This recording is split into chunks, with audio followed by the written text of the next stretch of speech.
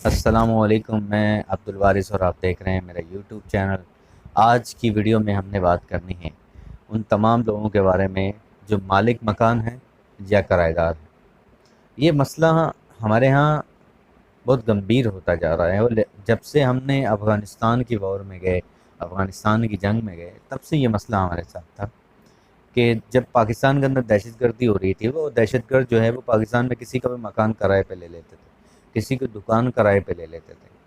और होता ये था कि हाँ, एक जो मालिक मकान था वो उनसे कोई इन्फॉर्मेटिव चीज़ें लेता ही नहीं था, ना उनकी एनआईसी लेता था, ना उनसे पूछता था तुम भैया कहाँ से आए, कहाँ के रहने वाले हो। तो उसे उसने किराए पे दे देता था। अब वो क्या करते थे, वो यहाँ रहते थे और फिर वो धमाके में इन्वॉल्व होते थे। और जब पुलिस इन्वेस्टिगेशन होती थी तो मालिक बेचारा बिला वजह वो गिरफ्तार हो जाता था और जेल की हवा खानी पड़ती थी। अब बिला वजह तो वो नहीं थी, उसकी गलती होती थी। इसी चीज़ों को मद्देनज़र रखते हुए पाकिस्तान के अंदर तमाम ही सूबों के अंदर ये कवानीन बना दिए गए कि अब जो भी शख्स किराएदार रखेगा या जो शख्स किराए पे रहेगा, वो पुलिस से अपना एक सर्टिफिकेट हासिल करेगा और पुलिस से अपना एग्रीमेंट पे साइन करवाएगा और पुलिस को पूरी इन्फॉर्मेशन देगा कि कौन किसको मकान किराए पे दे रहा है और कौन मकान किराए पे ले रहा है। अब इसमें बहुत आसानियाँ हो गई हैं। सिंध पुलिस ने तो बहुत आसान कर दिया है, उन्होंने तो अपनी एक ऐप निकाल दी है कि आप उस पे जाएँ, उस ऐप में एप्लीकेशन फ़ॉर्म निकालें और उस फ़ॉर्म के अंदर इंदराज कर दें। मालिक मकान जो है वो उसको इसका इंदराज करेगा कि मैं कौन हूँ, मेरा एड्रेस क्या है, मकान कौन-सी है, शॉप कौन-सी है, नंबर क्या है और फिर मैं किराएदार किसको रख रहा हूँ, उसका सीएनआईसी नंबर क्या है, उसका बैकग्राउंड कहाँ है, वो कहाँ से ताल्लुक़ रखता है, वो कब मेरे पास आने के लिए रिहाइश के लिए आया है और वो कब तक मेरे पास रहेगा। ये तमाम इन्फॉर्मेशन वो ऐप के अंदर इंदराज कर देगा। इसी तरह मेरे ख़्याल में पंजाब और बाकी सूबों के अंदर भी पुलिस वेरिफ़िकेशन का जो है वो एक फ़ॉर्म या ऑनलाइन जो है वो अब तरीक़ाकार निकाल दिए गए हैं। अगर ऑनलाइन आपका पास अवेलेबल ना हो, आप पढ़े लिखे ना हो या आप ये आपको एक्सेस ना हो नेट की, तो आप क्या करेंगे, आप एक एग्रीमेंट बनाते हैं जो कि स्टाम्प पेपर पे एक एग्रीमेंट बनेगा। अब हर किराएदार जो है, हर मालिक मकान ज़ुबानी किसी को नहीं रखेगा। ये कवानीन बना दिए गए हैं और इस पे बड़ा सख्त कवानीन है। अब क्या करेगा, वो एक एग्रीमेंट बनाएगा और एग्रीमेंट 11 महीने का बनेगा, 12 महीने का कभी नहीं बनेगा, 11 महीने का बनेगा।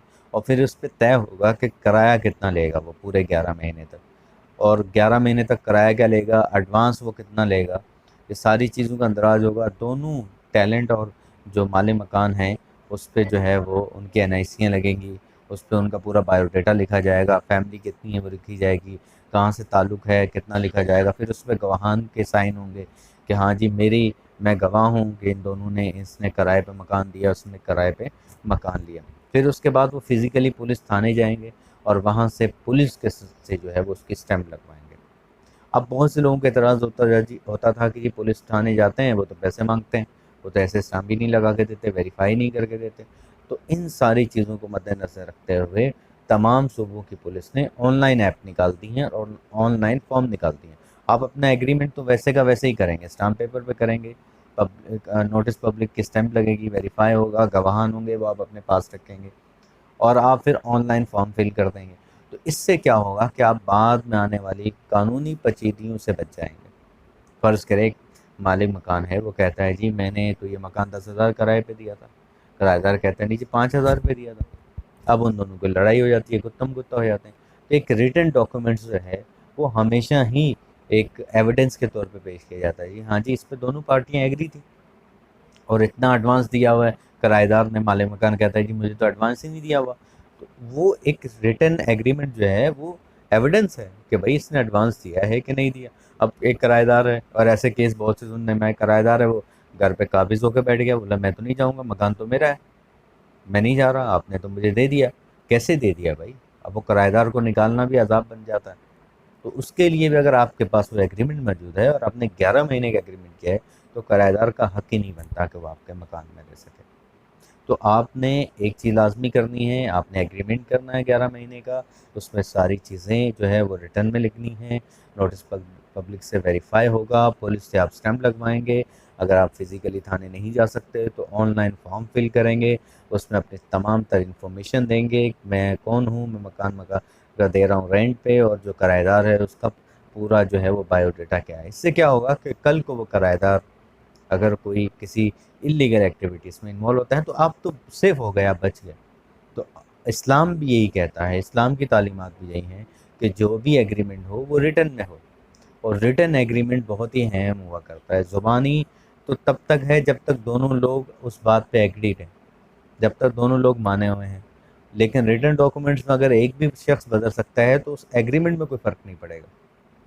जब तक कि उन दोनों में से कोई एक भी उस एग्रीमेंट में खड़ा हुआ है तो उस एग्रीमेंट को कोई फ़र्क नहीं पड़ेगा। रिटन एग्रीमेंट की एक बात याद रखिएगा कि दोनों पार्टियां एक मुकर जाए, लेकिन अगर एक खड़ा हुआ है तो फिर वो रिटन डॉक्यूमेंट्स जो है वो एग्रीमेंट एग्रीमेंट ही रहेगा। तो लिहाजा इसमें परेशान होने की ज़रूरत नहीं है। जब भी हम मकान किराए पे दें या लें उसमें रिटन एग्रीमेंट करें, और उसके साथ साथ जो मालिक हैं वो उसको पुलिस से जो है ज़रूर वेरिफिकेशन करवाएं। इसके साथ ही आज की वीडियो से इजाज़त दें। अगर आपको हमारी वीडियो अच्छी लगती है तो इसे लाइक, शेयर और सब्सक्राइब कीजिए, और इसके साथ इजाज़त दीजिए। अगली वीडियो में एक नए मौज़ू के एक नए टॉपिक के साथ हाज़िर होंगे। अस्सलामु अलैकुम।